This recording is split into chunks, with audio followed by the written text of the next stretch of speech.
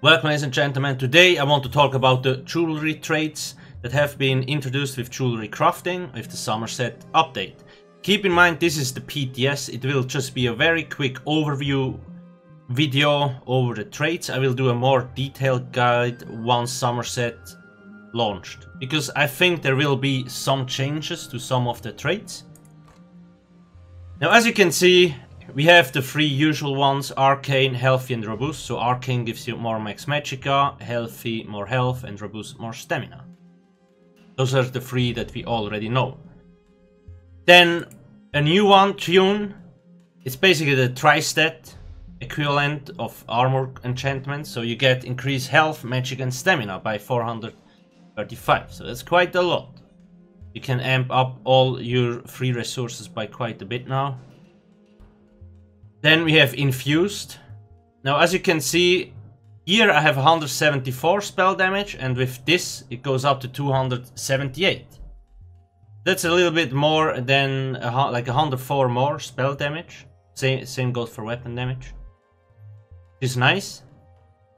Now, when I tested the setups, for example, Infused seem to be better for stem setups and Arcane better for Magicka setups.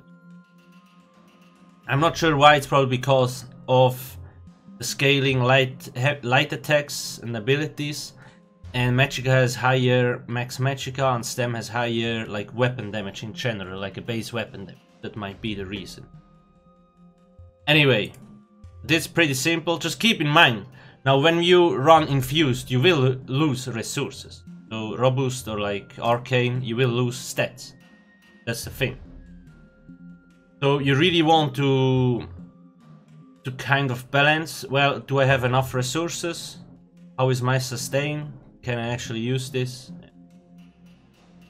The same thing, keep in mind, like the higher max magic you have, the bigger your shields usually get. If you run Infused instead, you will also have smaller shields, stuff like that. You need to keep those things in. Then we have Protective, increases spell resistance and physical resistance by 1.8. I do think this is a little bit, like, I do hope they actually change this, because we already have enough spell and physical resistance amplifiers through sets. It would be better to see like maybe 1-2% increased damage mitigation and things like that. But we will see. Then we have Swift, increases movement speed by 10%, so if you want to like farm nodes and stuff like that, it's probably a really good choice. Just keep in mind there is a movement speed cap. Then we have Harmony, increases damage, healing, resource restore and damage shield strength of synergies you activate by 35%. So yeah, you get a lot out of this, but what I dislike about this trait is that it doesn't increase the duration of sets. For example, most synergies, like synergies, are usually used to buff or like to debuff enemies with Alcast and other things.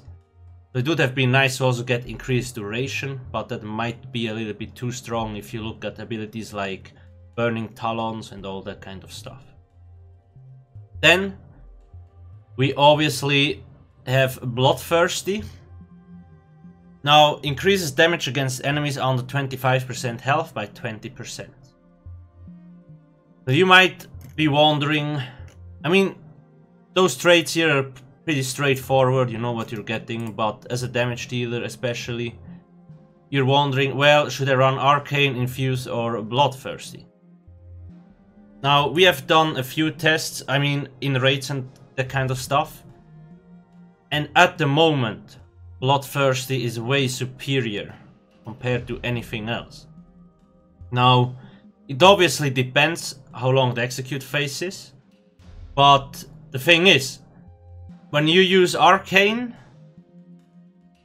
like when we compare Arcane versus Bloodthirsty, you lose about 5-6% pre-execute and you gain a whooping 60% extra damage in execute. Because you can stack Bloodthirsty 3 times if you really want to. Like, I can change this to Bloodthirsty as well. Then I have 3 of them here. That's how I get to a 60%.